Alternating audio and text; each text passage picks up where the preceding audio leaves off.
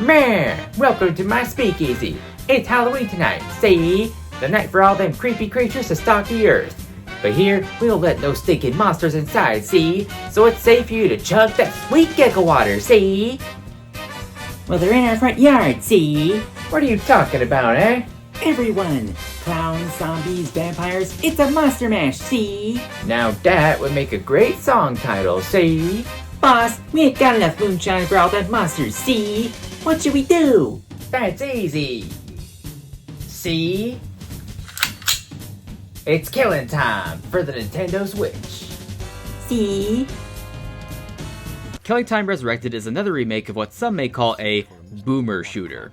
Set in the early 1930s, you play as an unnamed former Egyptology student who has to solve the mystery of this island owned by a wealthy heiress. Once you discover the island is filled with monsters and evil magic, you then have to destroy said magic and monsters in the process of uncovering a criminal conspiracy. Killing Time actually has a lot more story to it than I was expecting for a mid-90s shooting game.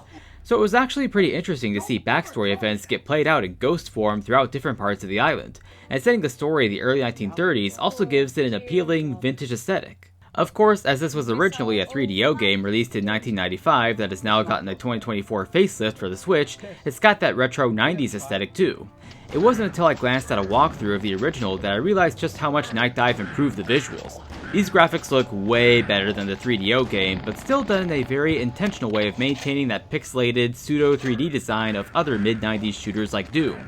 Characters and monsters have a lot more detail this time, with the whole game running at a smoother frame rate, arguably realizing the intended goal of inserting live-action people into an animated piece of interactive media. Yet Nightdive chose not to remake the whole game from scratch to get it to look like a modern FPS. They instead took the visuals of the original and made them look the best they possibly could so that it's more of a style choice rather than the result of limited tech. The sound design is just as good and fitting for this game. While much of the sound effects and voice acting can easily be considered cheesy, this was all a mid-90s norm, and the very concept of the game is over the top, so really it adds to the game's retro charm. Though I do wish the music was more consistent. Sometimes it was too soft, which I guess was meant for that horror shooter feel, and other times it was fast-paced, which was great for the times of a lot of monsters to kill. But I gotta say, I cracked up hearing that late 1920s music at one point seemingly out of nowhere. Killing monsters to this kind of music is something I never thought I would need in my life.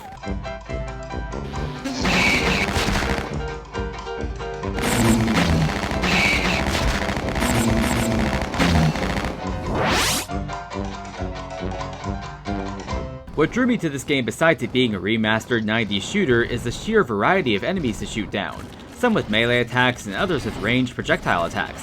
I mean, there are a ton of different monsters in this game.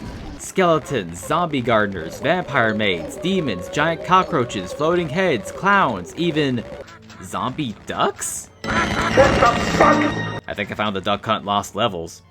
These enemies all make the game feel like it has a strong Halloween theme. Every enemy has the same death animation based on their type, which would seem lazy if this were a modern game, but as a remastered retro game, it's just a hilarious part of the charm.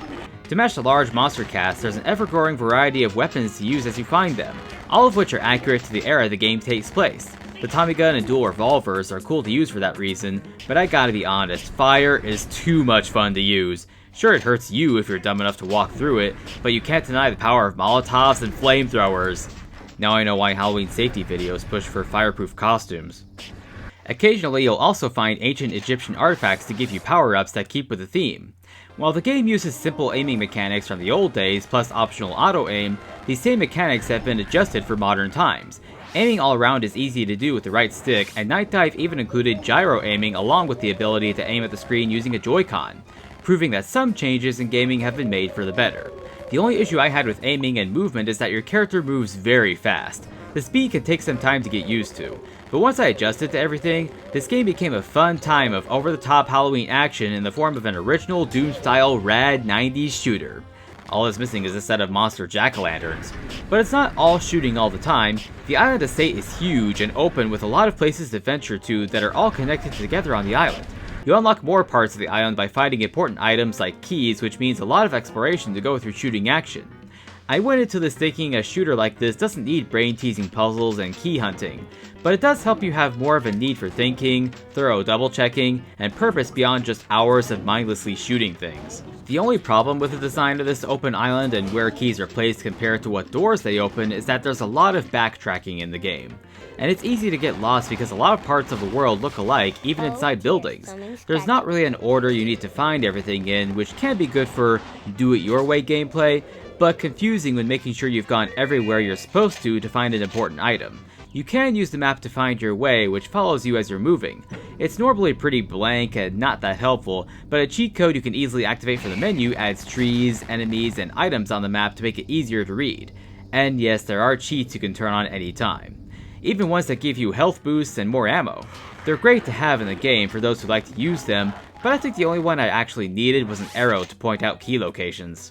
While there's plenty of fun to be had with this action horror shoot 'em up, I feel like $20 is a better price than its standard $25, mainly because of the annoyance of easily getting lost. Fortunately, it is on sale for $20 right now until Halloween. So if this looks like your kind of old school shooter to play on the go during spooky month, then now's the time to download it. Well, that's my review of Killing Time Resurrected for the Nintendo Switch. To help me produce more videos like this, please support my Patreon page. Special thanks to my current patrons here. Remember that supporting my Patreon gets your name in the credits and access to my main videos a day early.